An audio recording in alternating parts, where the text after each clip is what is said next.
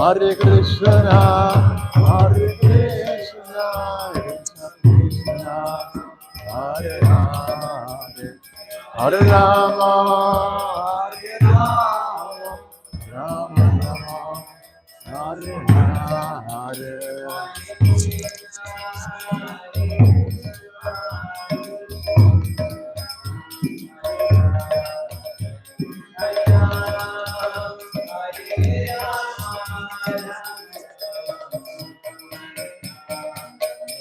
Hare Krishna, Hare Krishna, Krishna Krishna, Hare Hare, Hare Rama, Hare Rama, Rama Rama, Hare Hare.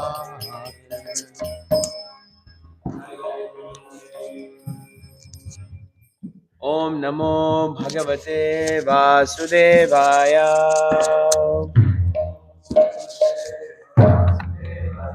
Om Namo Bhagavate Vasudevaya.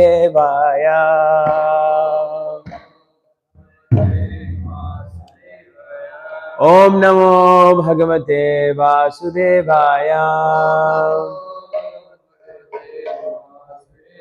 Narayanam Namaskrityam Naram Chaiva Narottamam Devim Saraswatim Vyasam Tato Jayam Udhirayet Nashtaprayesva Bhadresu Nityam Bhagavata Sevaya Bhagavati Uttama Shloke Bhaktir Bhavati Naishtiki. Hare Krishna. So we're reading from today the Śrimad Bhāgavatam, Canto 4, Chapter 2, Text 22. So that is 4-2-22. Not sure if the TV works yet. So if you guys have a phone, then you could share with each other. Not 4-2-22. Yeah. Phone a friend if you need to. Griheshu kutadharmeshu. Griheshu kutadharmeshu. Sakto gramya sukechaya. Sakto gramya sukechaya. Karmatantram vitanute. Karmatantram vitanute. Vedavada vipannadhi. Vedavada vipannadhi. Griheshu kutadharmeshu. Shakto gramya sukechaya. Karmatantram vitanute. Vedavada vipannadhi.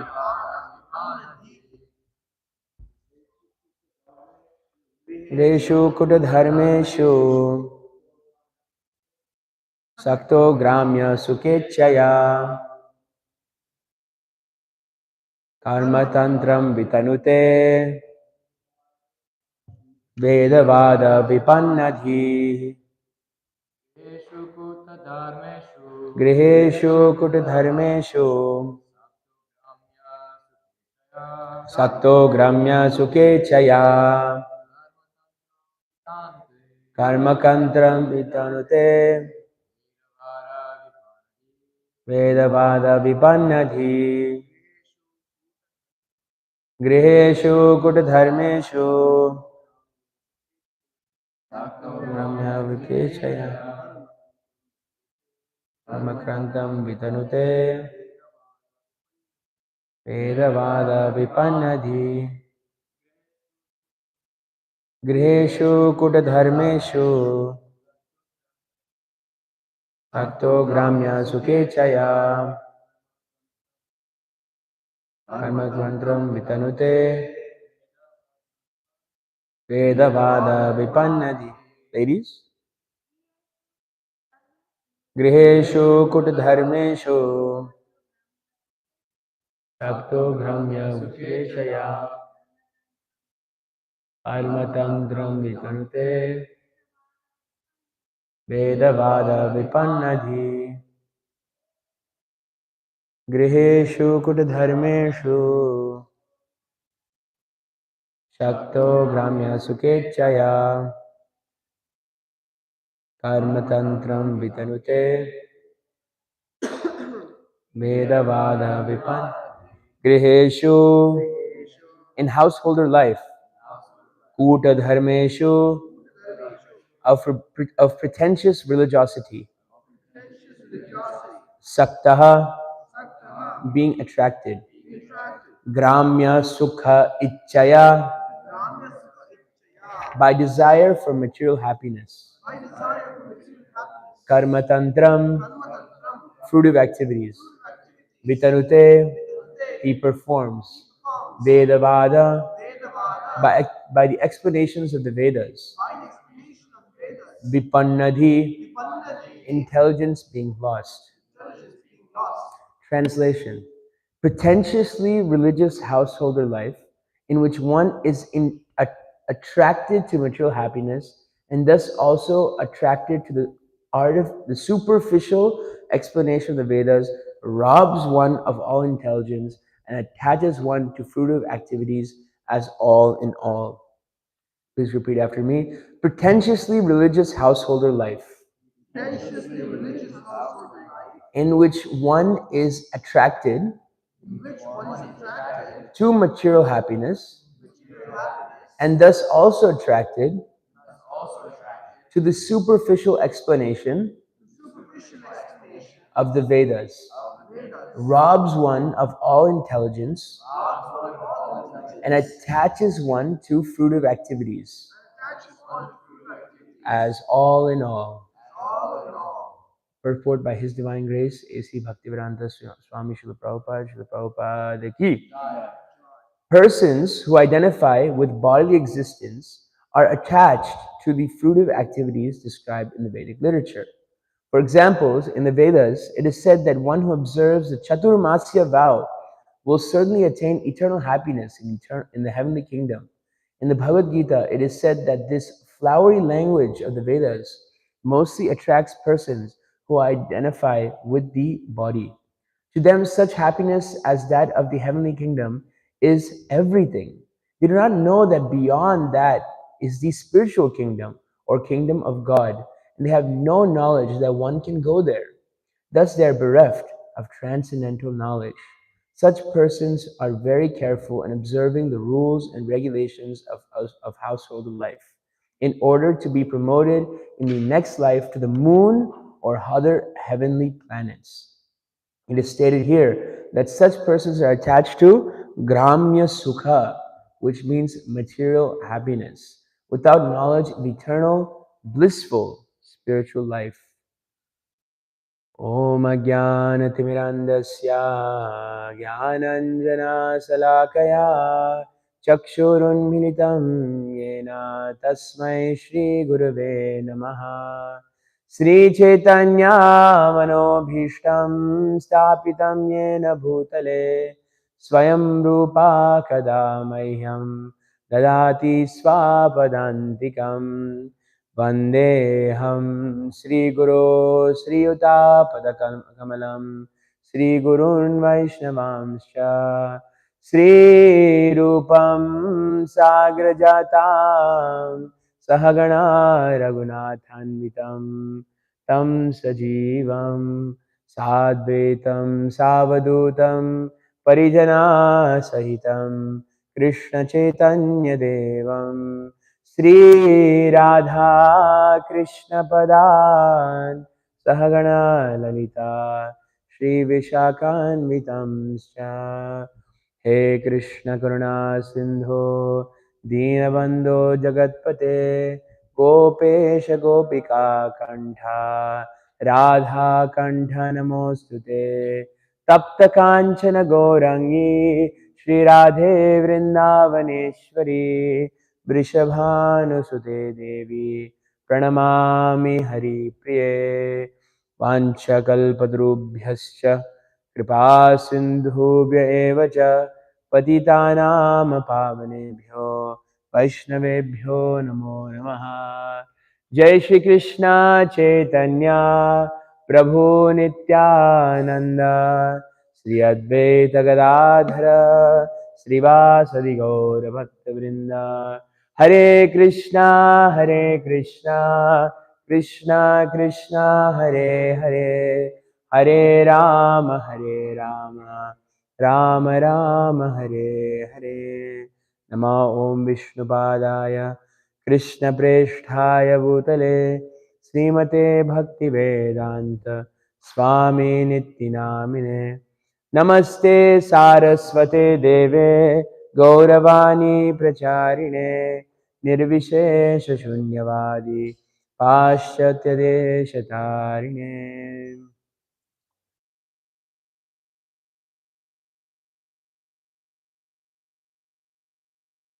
Hare Krishna. Thank you for coming to today's Śrimad Bhāgavatam class. I'd first like to beg the blessings of all the senior devotees and devotees here. May the right words come out of my mouth and the right spirit in the line of our previous acharyas. So in this section of Śrimad Bhāgavatam, we are having this great melee, that's a good word, of curses and counter curses. And this is Nandishwar, who is one of the principal associates of Lord Shiva. He is actually cursing Daksha, and he curses him in three ways, and this is one of the ways. And the last curse is the most famous curse, is when he says, "You are acting no different from an animal, so I am taking your head, and I'm putting a goat's head on top." Bad way to start the day. So this verse is actually talking about griheshu kuta dharmeshu. Kuta dharma is what Srila Prabhupada is translating here as pretentious religiosity. So it is making a show of being dharmic. This is one of the criticisms Nandishwar is having of who? Daksha. Just to keep everybody's attention. Nandishwar is criticizing Daksha and saying that yes, you are actually you're showing that you know Dharma, Hare Krishna, but the purpose is only for money and for sense gratification. Now, what is Dharma for? You can say what is actually Dharma meant for. This is clarified in Canto 1, Chapter 2 of Srimad Bhagavatam. Dharma sya hiyapavargasya narto arthaya upakalpate narthasya dharmikantasya kama labhaya hismrita. So all occupational engagements, all activities that you have are meant for liberation unto the transcendent world. They should never be performed for material gain. Furthermore, according to sages, one who is engaged in ultimate occupational service should never use material gain to cultivate sense gratification. This is what Daksha is not doing, according to Nandishwar. So so Nandishwar is saying, Daksha and others, you're making a show of Dharma. And it is actually all about your sense gratification. Example that I heard His Holiness Jayadvaita Maharaj say in a class, he was saying when he was a kid, there was a president a person running for president. It's election time, we have to get into the election bhav. So there's a person named Adelaide Stevenson, and he was running for president. Ultimately, he lost to FDR, but his wife made a famous comment that's actually more famous even than him. That he says, the wife said, "I knew the day he decided to run, and he told me you know how I knew he decided to run? He told me to get the kids ready for church." So the wife was saying that I knew that the day he ran for president is because I knew that's the day he told me to get the kids ready for church, because to make a show that I am so religiosity, I'm so religiously abidant with the religious codes. But Krishna is saying in chapter 2, text 42 of the Gita, Ya imam pushpitam vachaha, that these words are actually men of fruit of small intelligence are very attracted to the flowery words of the Vedas, and which recommend like fruitive activities for elevation to heavenly planets and so on and so forth. So generally, when you hear people following, this may be kind of foreign if you're coming from outside of the Vedic canon, but a lot of people follow the Vedas for to get higher states of enjoyment. Like Srila Prabhupada is quoting actually here, I looked it up in the purport. Prabhupada is quoting actually Vishwanath Chakravarti Thakur, who's saying that, for example, in the Vedas, it is said that one who observes a Chaturmasya vow will attain eternal happiness in the heavenly kingdom. You hear a lot of these things that if I do this, I will get this much. If I do this, I'll get this much. And then if I perform this vrata or this austerity or penance, I will get this as I will become a king in my next life. So the Vedas are almost like bribing people. Like you're a very good kid, you're a good kid. If you act good, I'm going to give you like a Hershey's chocolate bar, and it's people are attracting. But Krishna is saying this is childish. Now it's very good. It's good for some people in the material frame of life to even have some faith in the Vedas. Like this is what's explained. Like Buddha, Lord Buddha, which is the incarnation of the Lord, he came and what did he do? He told people to. That's one incarnation of Krishna that we actually don't follow, because he told people to not believe in the Vedas, because people at that time were using the Vedas for sense gratification, explicitly to kill animals. Now, to get some sort of faith in the Vedas, Sripad Sankaracharya comes and he says the Veda, that you must have faith in the Vedas, but the Lord is ultimately impersonal.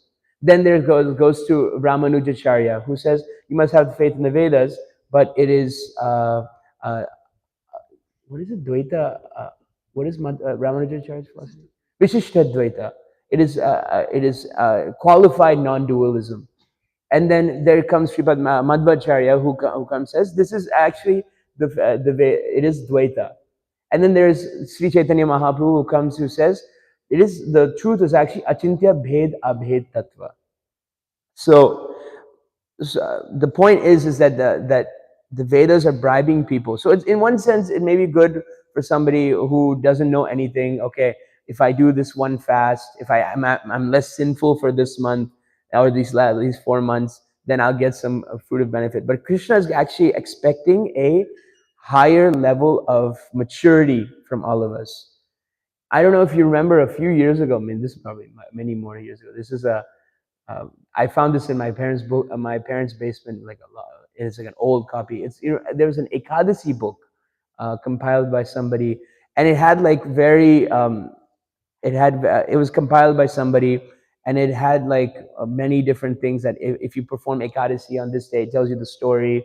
It tells the story, and then it tells like the fruit of it. If you follow this Ekadasi, you'll have a very good voice.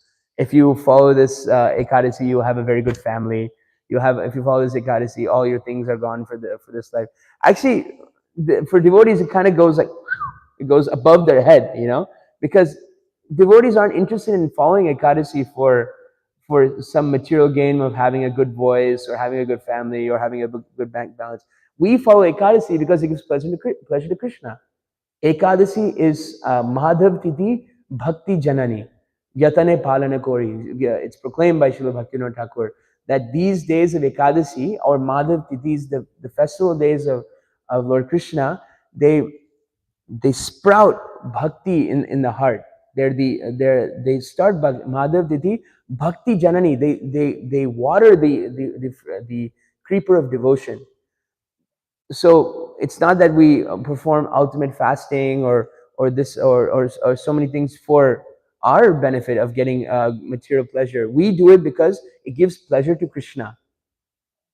This is why Prabhupada he said something that makes a lot of smartas and people from other paramparas mad. Srila Bhaktisiddhanta even said that Prabhupada's guru. he said, they said, we're fasting from Ekadasi. We cannot give, we're fasting and we're too weak to go out on book distribution of Harinam. Srila Bhaktisananda said, feed them chapatis and go and preach. Because if you look at it, what's the main point? The main point is to give pleasure to Krishna. And if you read Chaitanya Charitamrita, Adi Lila chapter 7 mainly, you can see that by spreading the glories of Lord Chaitanya, it actually gives pleasure to Lord Chaitanya. Me and Vasily Prabhu, when we were on traveling Sankirtan, we read this chapter and it was like so amazing, you know, that the Lord Chaitanya is just devising ways of how to give mercy to others. Like he takes, like in that chapter, I'm just recalling, it tells of Lord Chaitanya took sannyas. Why? Because he wanted even the impersonalists to get the mercy of his lotus feet. So this is amazing. So if the pleasure is to give Lord Chaitanya, give pleasure to Lord Chaitanya, when you loves it when you're a servant of the Sankirtan movement. Krishna Varnam Tisa Krishnam Sango Pangas Parshadam Yagnai Sankirtana Praya Yajanti Hi Sumedasa. One who's Sumedas, one who is intelligent, will worship this incarnation in the age of Kali. So this is the common theme of this Bhagavatam.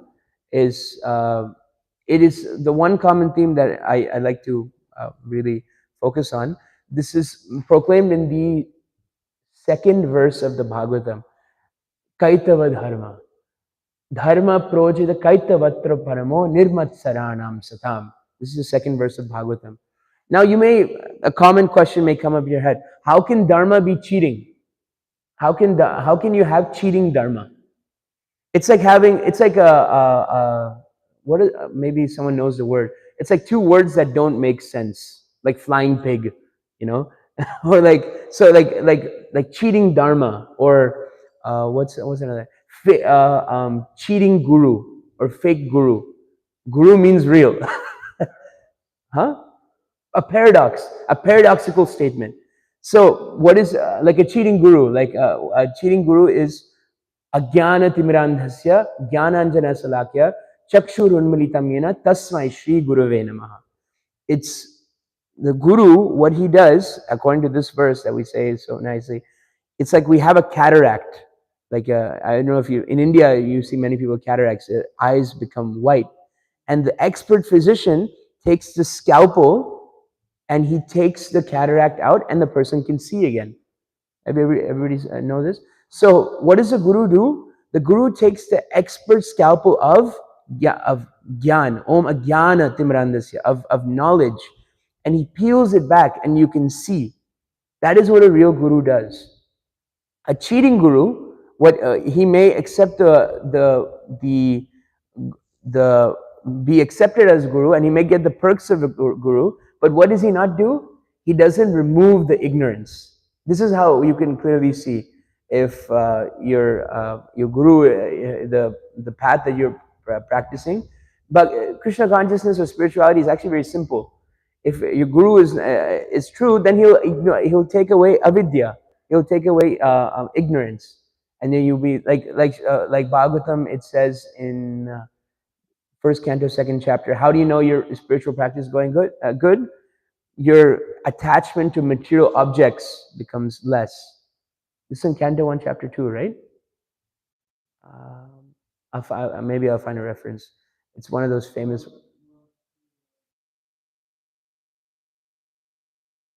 Yeah, tada rajastamo bhava kama lobha dayasya cheta eterana vidham siddham sattve prasidati. That you can just you can see how much you're progressing in spiritual life, how much material attachments you have, and so.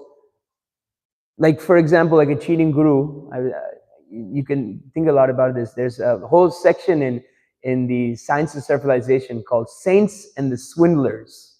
It's a really amazing chapter.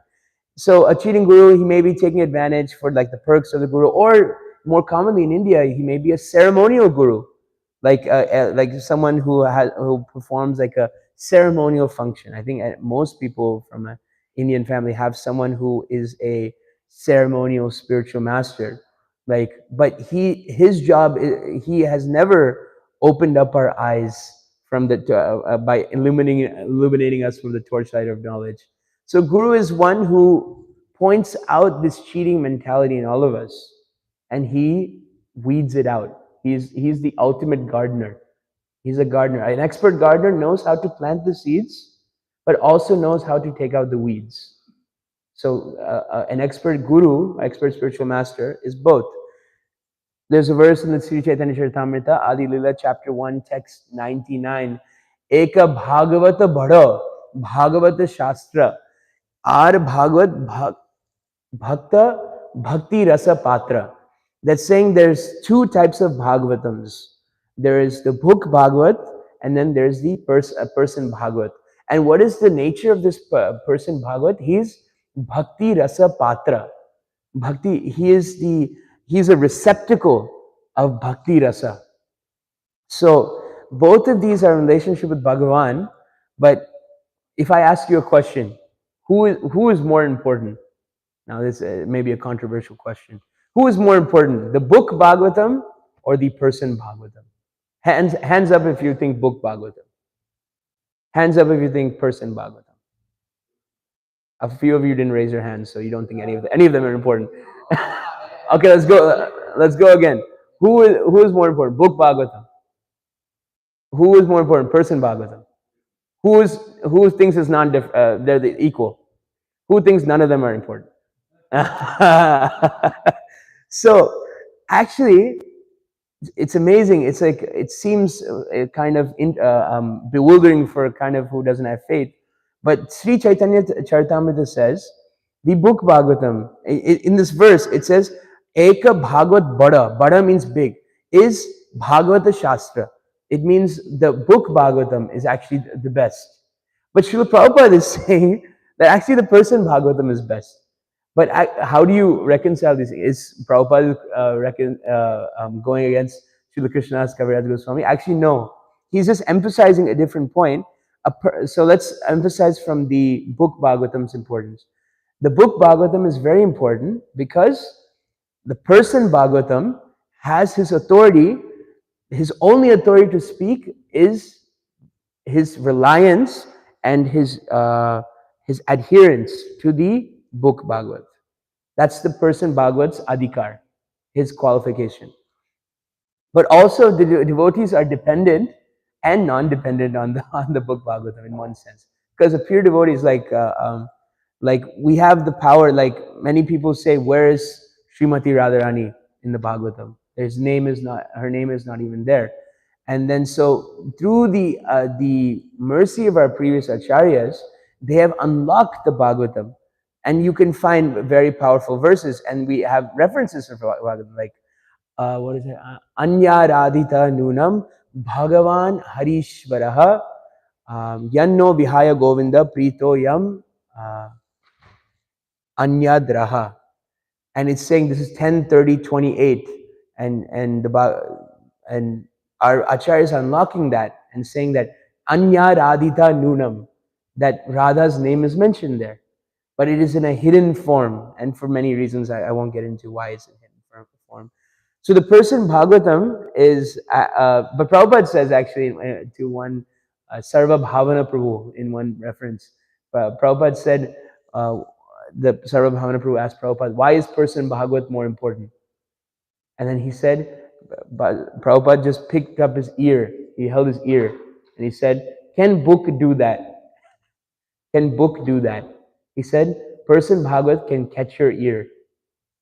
So the person Bhagavat actually in our case actually is more important, because person will actually establish the Siddhanta. You'll see in the teachings of Srila Bhaktivedanta Thakur, there's a very famous term that is used. It is called Amnaya Vani. Amnaya Vani means it's the message of Shastra established by those who have realized the Shastra. So it's very important. Generation after generation, this knowledge gets lost. Like yada yada hi dharmasya glani bhavati bharata abhyutama nam adharmasya tadatmanam sajamyaham. I mean, Krishna comes after so many years when the knowledge was lost. Krishna comes to establish it. It's in Kali Yuga, and maybe after every generation, it gets lost. Very interesting point, actually. There's a verse in, I believe it's either 402 or 434. It's either Evam Parampara Praptim or Tad Vidhi Pranipatina. In the purport, Prabhupada he's hinting at something very amazing. He's saying that actually this knowledge is not lost because the books are lost. It's not like, oh, I can't find my book anymore, and the knowledge is lost. How is the knowledge lost? Knowledge is lost by the lack of people who are there to practice that knowledge in truth. That is how knowledge is lost. Because what does Krishna say about this transcendental knowledge? It is rahasyam. It is confidential. It is knowledge that is completely that is not there. Now we distribute tens of hundreds of Gitas a day, a month, a year, a week. How is this confidential? It seems like everybody should know. It is that, okay, you read the book, but then what you're getting from the book may not be the same because it is rahasyam. It is confidential. It is only revealed to those who are sincere and follow the path of Krishna. Like Prabhupada would say, there's hundreds of translations of the Bhagavad Gita before mine, but how many of them became devotees? Ramripu was reading something when the 26-second the Tompkins Square Park Kirtan. It's like, how many devotees did the musings of Emerson and Thoreau and these great people who would read English translations, how many devotees came from that? Not many. They just read it and they, oh, this is quite nice. It's an intellectual feast. but how many devotees came from that? So due to cheating propensity, so this is really careful that we have to follow this. But due to cheating propensity, we tend to apply Shastra. This is how this works. You may think like, I'm reading this, like there's a famous saying that I read the Bible day and night, you read black, I read white. So we could be reading the same book, but our conclusions may be completely different.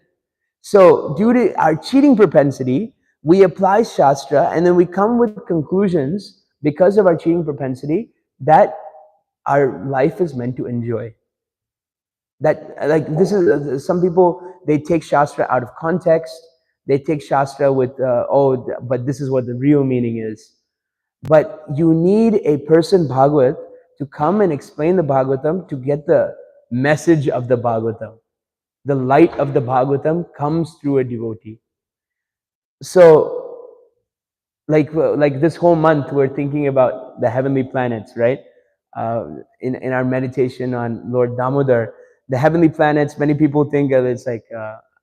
I was always interested when I'm book distribution. I'm like, where do you think you're going? Oh, I'm going to heaven. Like in Ohio, I'm going to heaven. And then like, what do you think heaven is? And like, there's ultimate enjoyment with God. And I'm thinking like, okay, what is their conception? Because I really want to understand what is their conception of God. So I was on books in Ohio, and I'm just like, what do you think? What are you doing in heaven every day? There's no death. There's no birth. It's just like a heaven. They're like, oh, probably with the same thing I'm doing right now. There's TV, and there's my dog's there. I'm watching the football game. And it's like the same thing again, but there's just no suffering. It's such a immature conception of heaven. But this is talking about how people desire to go to the heavenly planets. That who else wanted to who were in the heavenly planets who abused it in relation to Lord Damodar? Nalakuvara and Manigriva, right? They were enjoying in the heavenly planets. They were enjoying so much, and then they were enjoying so much they forgot the whole point. Is they were completely in the breeze, as they say, by a lake, and then the great sage Narada Muni comes, and then they're just like and the ladies who were there enjoying with covered themselves, but these two were so drunk with their Ishvara Bhav, that they want to play the role of Krishna and try to enjoy the most. They completely neglected this great devotee of Vishnu. So this is one way that it's that we can understand in this point, that we shouldn't be attracted or misled by these things from the Vedas, and we should not look at Kuta dharma as pretentious religiosity. We should go to real dharma. Savai pumsam maro dharmo yato adhokshaje ahaituki apratihata yayatma suprasidati. This is real dharma. This is savai pumsam paro dharma. Real dharma is ahaituki apratihata for Krishna. Ahaituki means unmotivated and unmotivated and uninterrupted devotion unto Krishna. That is real dharma.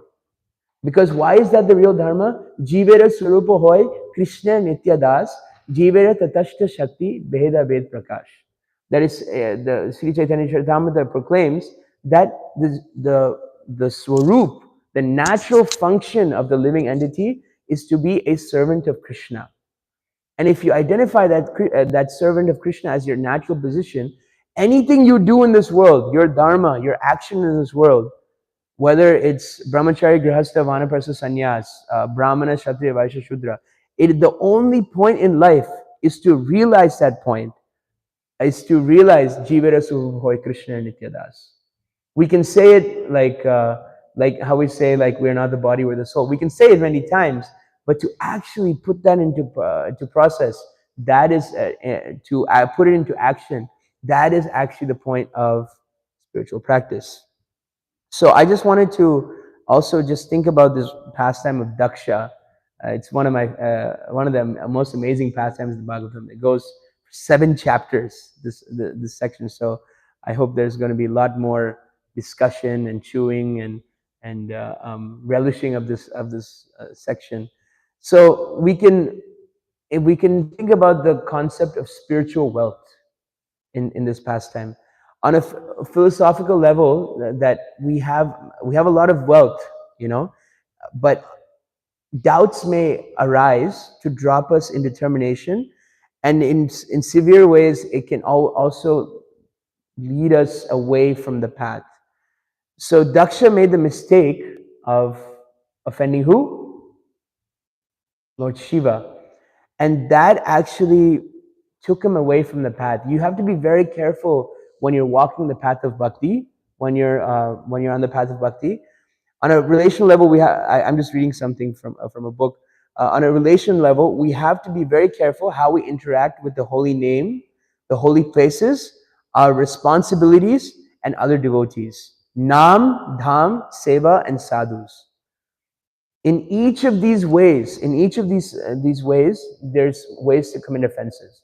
And offenses takes you off the fence of bhakti. So Nam, we say the 10 offenses to the holy name every day. Even Dham, like the 10 offenses to the holy land of Krishna. There's 10 that Srila Bhaktivinoda Thakur has said. I think in his Navadvip Dham Mahatmya, there's like many things, like you should not go to the Dham for material enjoyment. You should not go to the Dham for increasing your artha, your monetary funds. Also, we were bringing this up in the Bhakti class yesterday. It's also an offense to look at Mayapur and Vrindavan as different. Like I was telling them, it's a trick question. If you ever get this question, never answer it, because it is actually an offense to answer this question. If someone asks you, what's your favorite, Mayapur or Vrindavan? Then if you answer that, you're looking as Dvayam. You're seeing Mayapur and Vrindavan as different. And then I heard this in a class by one devotee. So you should never see the difference between Mayapur and Vrindavan, because Krishna is coming as in the mood of Radharani in the land of Navadvip. So Mayapur and Vrindavan are actually not different. And so much so, Srila Bhaktisiddhanta Saraswati Thakur, he makes Vrindavan in Mayapur. If you go to Sri Chaitanya Math, there is Govardhan, there is Radhakund, there's like all these different things that he says, Vrindavan's right here, So, like, for example, there's a banker. I'm still talking about spiritual wealth. So there's a banker, and the banker says, I've actually found the way how to stay rich. And then we're asking, how do you stay rich? He said, the point is not to make a lot of money. The point is to not spend any of it. That's the way. So to to stay rich, it's like you don't need much of a job. You just need to make sure you stop spending all that money. So when we take this idea into the platform of our spiritual wealth, Krishna says we have an eternal bank account. What's the reference? Eternal spiritual bank account. And vidyate. Apyasya dharmasya trayate mahato bhayat. There is no loss or diminution in this path. It is anything you do, nothing to lose, everything to gain. Don't delay. Because Ramar Prabhu has that little saying. But also, when we live around spiritual people and we associate with the devotional community, it's inevitable that we get spiritual rewarding acts. Even just coming to the morning program is just such a naturally spiritually rewarding act. You wake up, you pay obeisances to the Vaishnavas. Actually, everything is there in this morning program. It's like a really powerful sandwich. It says one after the other of mercy. You're getting the mercy of Guru. You're getting the mercy of Krishna. You're getting the mercy of Panchatattva. You're getting the mercy of Nishingadev. You're getting the mercy of Tulsi. You're getting the mercy of the Vaishnavas. Everything is there. Then we're at worshiping Srila Prabhupada. Then we're hearing the king of all literatures. If you just happen to just somehow or another in this world, just try to make your body present from 4 to 9 a.m. Just somehow get your body in here. and just be present for the morning program. You'll naturally make so much advancement. Even Krishna, like in the Gita, he mentions a lot of things mentally you have to do, but he mentions one thing physically, like outside of yoga. What is 1865? Man mana bhava madbhakto madhya jimam namaskuru. Namaskuru means to actually pay obeisances. So we counted in the Bhakta class, right? Just for if you stay in the temple from 4:30 till 9 a.m. Do you know how many times we pay obeisances? We counted what we count, like 16, 17 this times we put our body on the floor. It's amazing, right? It's so much benefit. The previous Goswamis, they used to count how many times they used to pay obeisances. So we have our spiritual rewarding acts. Unfortunately, we may be squandering our wealth. Ooh, nobody wants to lose money, right? Through negligence and insensitivity in our areas. If we're critical and judgmental, we speak harshly, and we fall into the trap of our carnal desires, then actually we're squandering our wealth.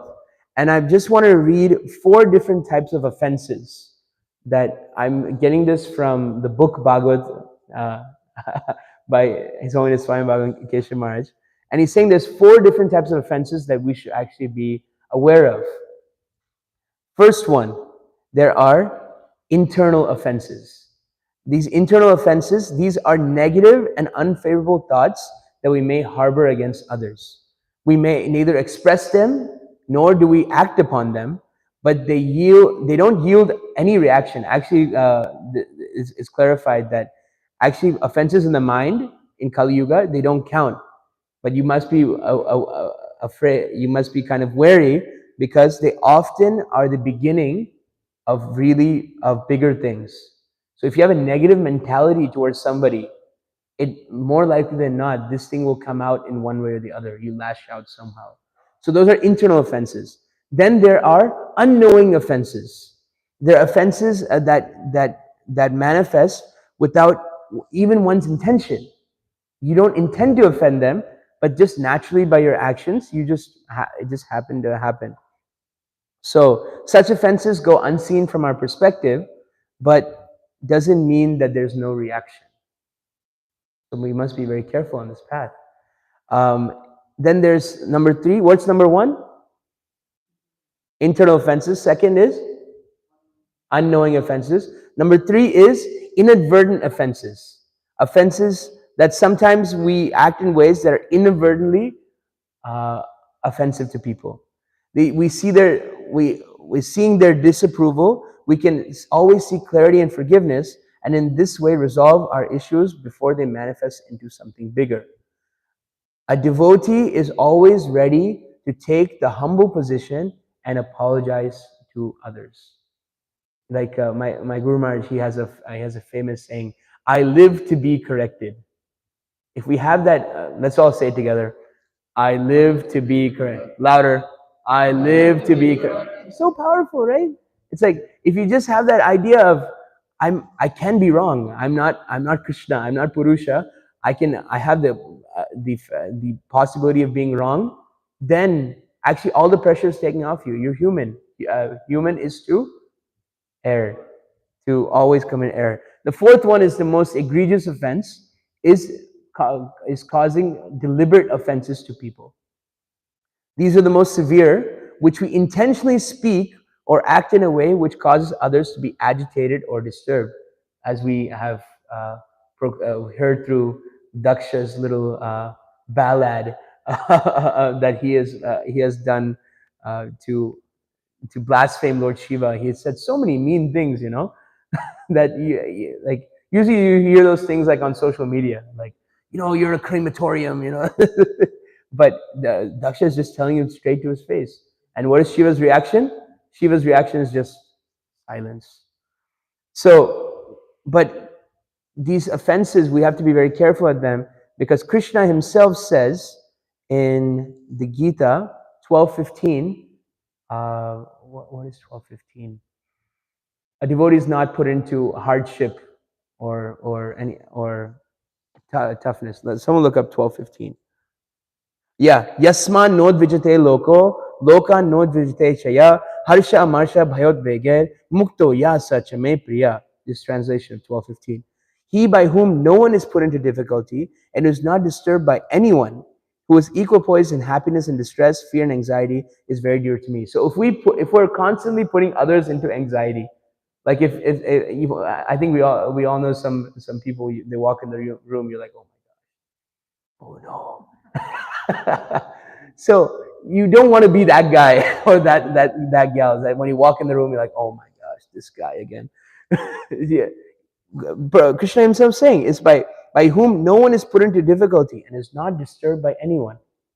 So so we have to be very careful about when we make offenses, because in Madhurya Kadambini, Vishwanath Chakravarti Thakur is saying that our bhakti is like a creeper.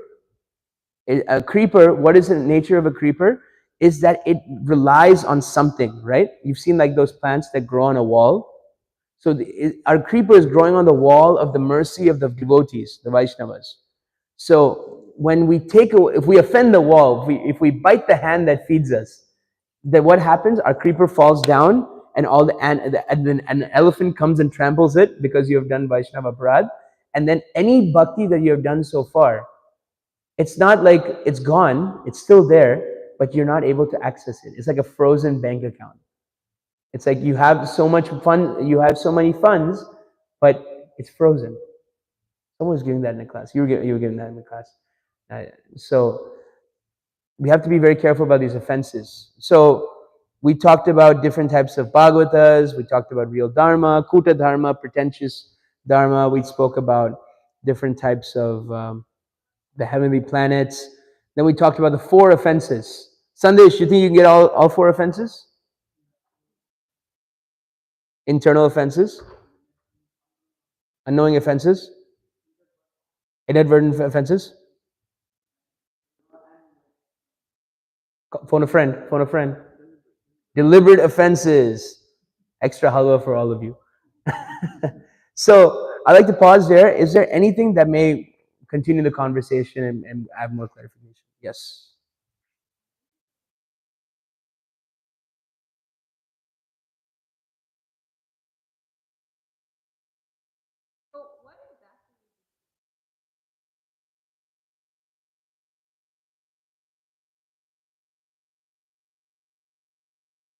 Hmm. That's true. Such offenses go unseen from perspective. It's like one is like unknowing, but one is how I'm understanding it. It's like one you don't even know, but one is in such a way you act in such a way that you make yourself a potential risk for offenses. Like for example, if I can't think of an offense. Like if I'm just wild in my dealings naturally, like if I'm naturally unspoken or like I can't control my mouth and I'm this and that, I'm not. I'm making myself a potential risk for offenses. Does that make sense? I'm like a hazard, you know. Like I'm like walking around and I'm like a hazard in life. But in like unknowing offenses, like I'm just walking down and then there's a story by Rupa Goswami, right? Like yeah, he was laughing, right? Yes.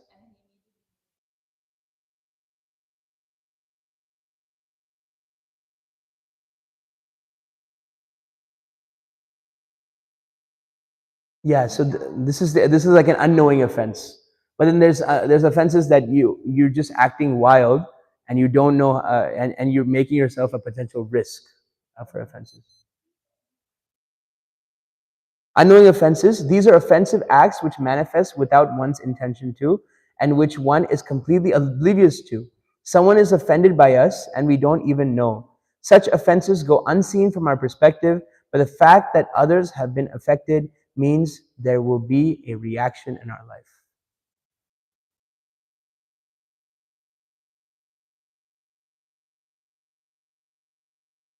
For inadvertent, Maharaj writes, seeing their disapproval, we can always see clarity and forgiveness. So for unknowing offenses, they may not even be seen. The devotee may have offended and you may not.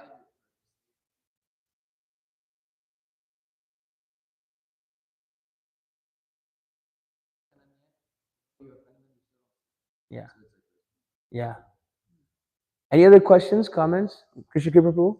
Krishna.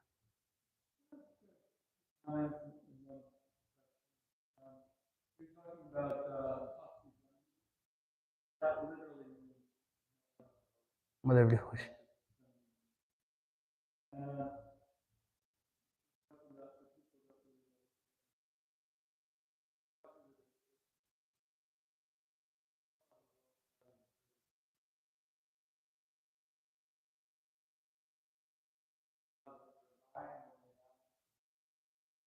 Oh.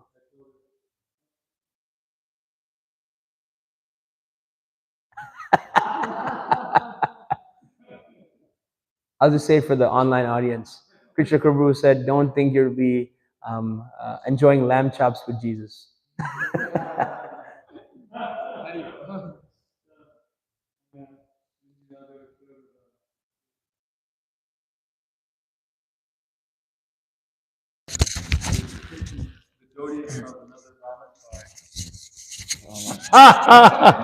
He's taking the dhoti of another brahmachari in offense.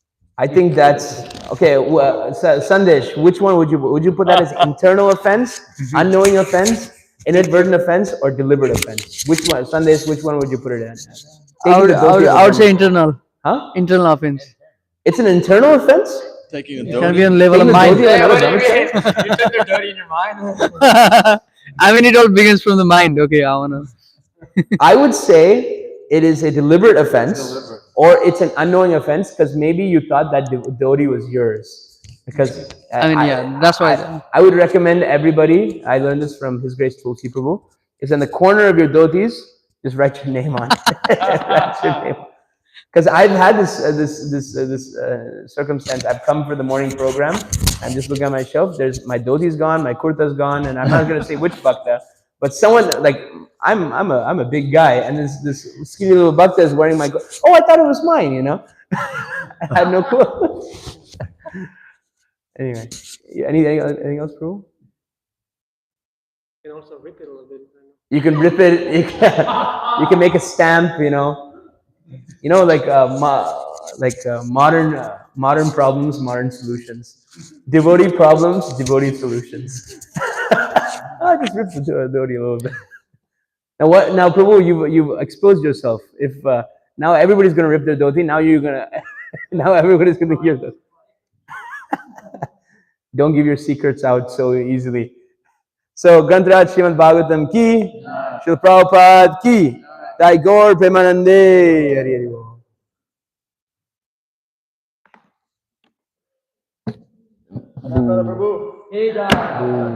Prabhu.